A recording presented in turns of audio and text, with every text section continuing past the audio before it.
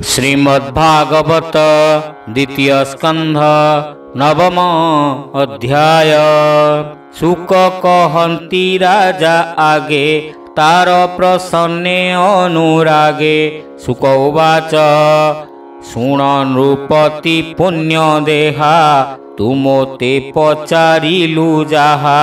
विष्णुर क्रीड़ा माया गुण सृष्टि पालन संहारण। आत्मा माया रे सृष्टि करे से माया के बा कली पारे।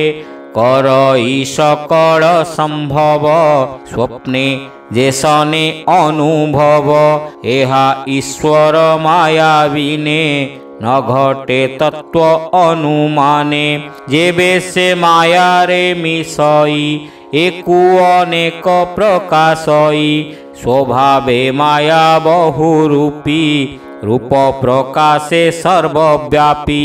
से रूपे थाई सर्वगुणे मुहि मोहर प्राये मणे।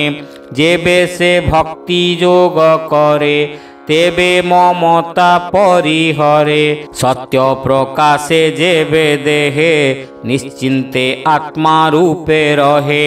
काल मायार परे रही पर आपणा भेद काहि। माया कुरमे सत्य प्राये सत्य असत्य भेद नोहे। आत्मार तत्व शुद्धि अर्थे कहिले ब्रह्मार अग्रते। जेणु से घोर तप करी अनेक कष्टे प्राण धरी। तपे तोषिला भगवान तेणु पाइला दर्शन। निर्मल निष्कपट चित्ते जेणु चिंतिला हृदगते। शुण कहिबा तो अग्रते ब्रह्मांकु दिशिला जे मन्ते। से आदि देव गण गुरु भकत वांछा कल्पतरु। निज भुवने सुखे थिला खेलिबा अर्थे विचारिला। आत्मा रे आत्मा मायाग्रस्त प्रपंच निर्माण जे मंत। हरि हरि बोला।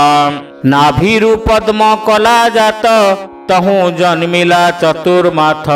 से पुणी चिंता भरे रही पर पर न जानई। सृष्टि विषय कि प्रकार मने चिंतई वेदबर। चिंता विकले भावे मने शबद शुभिला गगने। जड़े कमल मध्य थिला बेनी अक्षर से शुणिला। ककार आदि जे षोडशे पंचमिश्रित एक विंशे। शबदे तप आचरण निष्किंचनंक निज धन। सेवाणी शुणी ब्रह्मा कर्णे निरूपी चाहिला गगने। शून्य की सुधा उछुलिला किवा अमृत बरसिला। दिग सहिते अनाइला काहीं से किछि न देखिला। से पुणी रही निज स्थाने आत्मार हित चिंती मने। जानिला ए परम तत्व तपसा धने देला चित्त। ए मोर हित बोली जानी निश्चल मने कुश पाणी।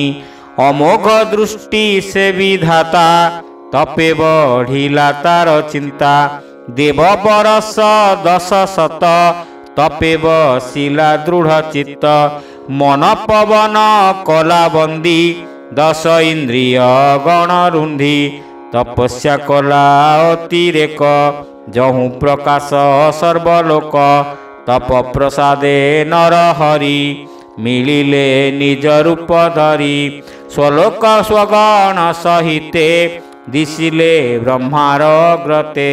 से रूप न जानती केही माया संसारे देह बही। हरि हरि बोला। विष्णु प्रसन्ने प्रजापति छाड़िला मनु दुख भ्रांति। शून्य विजय शंखधारी अशेष देव स्तुति करी जार शरीरे रजत में पसी न पारंती संभ्रमे जे अबा काल विक्रम सेवा होइब काहि क्षम माया न पारे पसी जाहि रागलो भादी भेद काहि विमान मध्ये नारायण बेष्टित पारिषदगण हरि हरि बोला सर्वे दिशन्ति विष्णु तेज स्वभावे चारि चारि भुज श्याम सुंदर तनुवर्ण अरुण पंकज लोचन पीतवसन परिधान सुरुचि सुंदर बदन मणिपदक कंठ देशे कामगंजन निज बेशे प्रबाल वैडूर्य कांति मृणाल प्राय झटकंती किरीट खंजित कपोल श्रवणे मकर कुंडल तेजे विराजे नभस्थली विमान परे सर्वे मिली दिव्य कामिनी गण संगे बिजुली जेह्ने कला मेघे अष्टविभूति संग मेले कमला सेवे पाद तले दिव्य दोलिका मध्य नारी पुष्पबरसी स्तुति करी हरिर प्रिय कर्म मान भ्रमरे करंती गायन एमंते विष्णु नभस्थले ब्रह्मा देखिले निज डोले जाहार नाम शिरपति भकत जनंकर पति कमलापति यज्ञपति जगतपति सर्वगति सुनंद नंद आदि जेते पूजा उचित बलि हस्ते पूजन्ति किंकर स्वभावे मिली संभ्रमे सर्वदेवे भृत्यंकु प्रसन्न वदन अरुण पंकज लोचन किरीट कुंडल विराजे पीतवसन कटी माझे श्रीवत्स चिन्ह हृदय सोहे रूपे अशेष जन मोहे अमूल्य सिंहासने स्थिति बेष्टित पंचविंश शक्ति स्वभावे ऐश्वर्यमय इतर जने अनिश्चय स्वधामे स्वरूपे रमंती एणु से ईश्वर बोलांती हेमंत रूप ब्रह्मा देखी उठिले आसन उपेक्षी कृष्ण दर्शन आह्लाद अंतरे होई गद गद लोमहर से तनुपूर्ण प्रेमाश्रु गलई लोचन श्रीकृष्ण पाद पद्म चाही नमिला शिरे कर देई आनंद सागरे बुड़िला अधिके आत्मा पासोरिला अति आनंदे प्रेम सुखे से ब्रह्मा विष्णुर सम्मुखे प्रजा सर्जने तार मन जानिले प्रभु भगवान ब्रह्मा बदन हरि चाही ईशित हास्य वाक्य कही आत्मार प्रिय प्राय करी ब्रह्मार करे कर धरी हरि हरि बोल भगवान उवाच हे वेद गर्भ सृष्टि अर्थे तुम्भे जे तो सकल मोते अति दुस्तर घोर तपे तेणु मु तोहर समीपे स्वभावे जोगिंकु दुर्लभ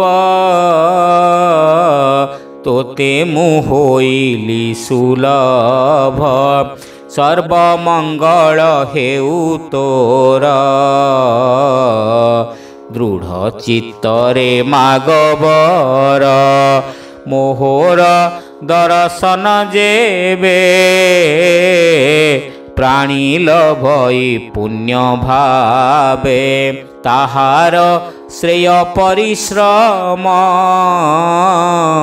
ଅନ୍ତରେ ହୋଏ ଆତ୍ମାରାମ। ଗଗନେ ଶୁଣି ମୋ ବଚନ, ତୁ ଯେ ତପରେ କଲୁ ମନ। କର୍ମ ବିଭ୍ରମ ଦେଖି ତୋତେ, ମୁଁ ଯେ ଡାକିଲି ଶୂନ୍ୟ ପଥେ। ବୋଇଲି ଦୃଢ଼େ ତପ କର, ମୁଁ ତୋତେ ହୋଇବି ଗୋଚର। ମୋର ହୃଦୟ ତପ ଜାଣ, ତପ ମୋ ଆତ୍ମାଟି ପ୍ରମାଣ। ତପେ ମୁଁ ସୃଷ୍ଟି କଲି ହେଳେ, ଅନ୍ତେ ସଂହରେ ତପ ବଳେ। ତପର ବଳେ ଏ ଜଗତ, ମୁହିଁ ପାଳଇ ଅବିରତ। ଏମନ୍ତେ ବିଷ୍ଣୁ ମୁଖୁ ଶୁଣି, ବିଧାତା କହେ ସ୍ତୁତିବାଣୀ। ହରି ହରି ବୋଲ। ବ୍ରହ୍ମା ଉବାଚ, ହେ ନାରାୟଣ ଭୂତେଶ୍ୱର, ପ୍ରାଣୀ ହୃଦୟେ ତୁମ୍ଭ ଘର। ହୃଦୟ ପଦ୍ମ ମଧ୍ୟେ ଥାଉ, ପ୍ରାଣୀଙ୍କି ଉପଦେଶ ଦେଉ। ଏଣୁ ମୋହର ମନ ଜାଣି, ଯେ ଜ୍ଞାନ ଦେଲ ଚକ୍ରପାଣି। ଅନାଥ ନାଥ ତୋ ମହିମା, କେ ଜାଣି ପାରେ ଗୁଣ ସୀମା। ମୁଁ ତୋର ଚରଣେ କିଙ୍କର, ଏମନ୍ତ ଆଜ୍ଞା ମୋତେ କର। ରୂପ ଅରୂପ ତୋର ଯେତେ, ଏ ସୃଷ୍ଟି କରୁ ତୁ ଯେ ମନ୍ତେ। ଯେ ମାୟା ଯୋগে ସୃଷ୍ଟି କରୁ, নানা প্রকারে শক্তি ধরু। এ সৃষ্টি স্থিতি সংহারণ, যে মন্তে হেউ তু কারণ। स्वतंत्र सूत्रे ऊर्ण नाभि, क्रीडई जेन्हे मने भाबी। ते मंत बुद्धि दिय मोते, ए सृष्टि करई जे मन्ते। सृष्टि संकल्पे मोर इच्छा, तू नाथ कह सृष्टि दीक्षा। तुम्भर शिक्षा घेनी चित्ते, सृष्टि करिबी अविरते। सृष्टि करणे भगवान, केबे हे नाही मोर ज्ञान। तो अनुग्रह जेबे मोते, तू नाथ बस मोर चित्ते। हे हरि सखा प्राय करी, तुझे मोहर कर धरी। से अहंकार मोर मने, नोहिब हेब तो अर्चने। যাবত প্রজা স্বর্গে জন করিবি উত্তম মধ্যম মুজ স্বতন্ত্র মো ভাব এমন্ত নহিব মো গর্ব এমন্ত ব্রহ্মার বচন শুনি কহন্তি ভগবান ভগবান বাচ শুণ বিধাতা মো বচন যেণে লভিবু সৃষ্টি জ্ঞান যে ভক্তি যোগ মো সম্মত অটই অত্যন্ত গুপত সৃষ্টি সর্জনা অঙ্গ যেতে হরসে কহু তো অগ্রতে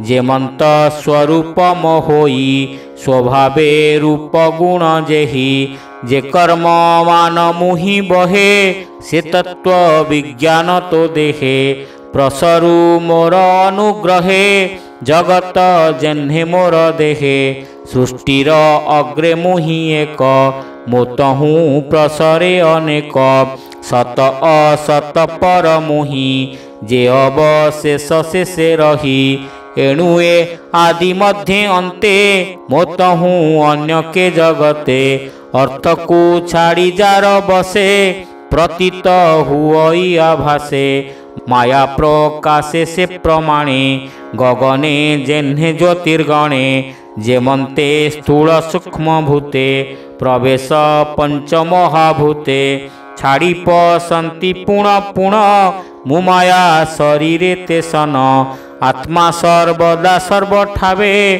অন্বয় ব্যতিরেকে ভাবে এহা জানন্তি তত্ত্বজ্ঞানী মায়া সংসারে অনুমানী তোর প্রস্তাবে প্রজাপতি কহিলি সৃষ্টি যথাগতি যেঝা বিচার অনুমানে যে সর্বকালে বিদ্যমানে এ মোর তত্ত্বজ্ঞান বলে ধর তু সমাধি নিশ্চলে কল্প বিকল্পে তোর চিত্ত কেবে হে নহু বিমোহিত শ্রীশুক উবাচ এরূপে প্রভু ভাবগ্রাহী ব্রহ্মাকু সৃষ্টি তত্ত্ব কহি তক্ষণে ব্রহ্মার অগ্রতে গোবিন্দ গলে শূন্য পথে কৃষ্ণ ন দেখি প্রজাপতি অনেক মতে কলা স্তুতি কর অঞ্জলি শিরে দেই অনেক ভাবে ভাব বহি বিশ্ব সর্জিলা বিষ্ণু তেজে পূর্বর প্রায় নানা বীর্যে সে প্রজাপতি ধর্মপতি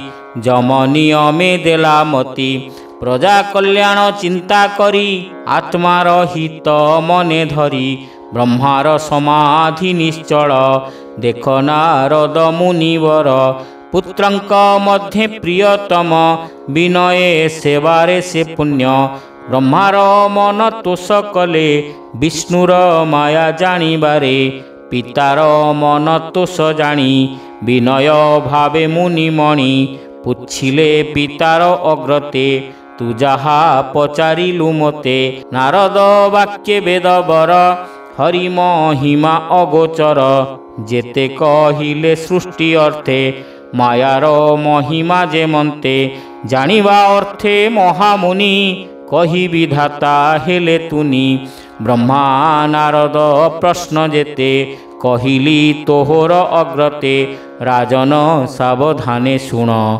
এ ভাগবতর প্রমাণ 10 লক্ষণে ইহা জানি যেবা কহিলে পরিমাণী একথা সরস্বতী তটে নারদ ব্যাসଙ୍କ নিকটে এবে মু তোহর অগ্রতে কহিলি পচারিলু যেতে এমন্তে পরীক্ষিত মেলে সুক কহিলে গঙ্গা কূলে 10 লক্ষণে ভাগবত কহই দাস জগন্নাথ 10 লক্ষণে ভাগবত কহই দাস জগন্নাথ। হরি হরি বল। इति श्रीमद्भागवते महापुराणे पारमहंस्यां संहितायां द्वितीयस्कन्धे श्रीमद्भागवत प्रवृत्तिवर्णने नाम 9मोऽध्यायः।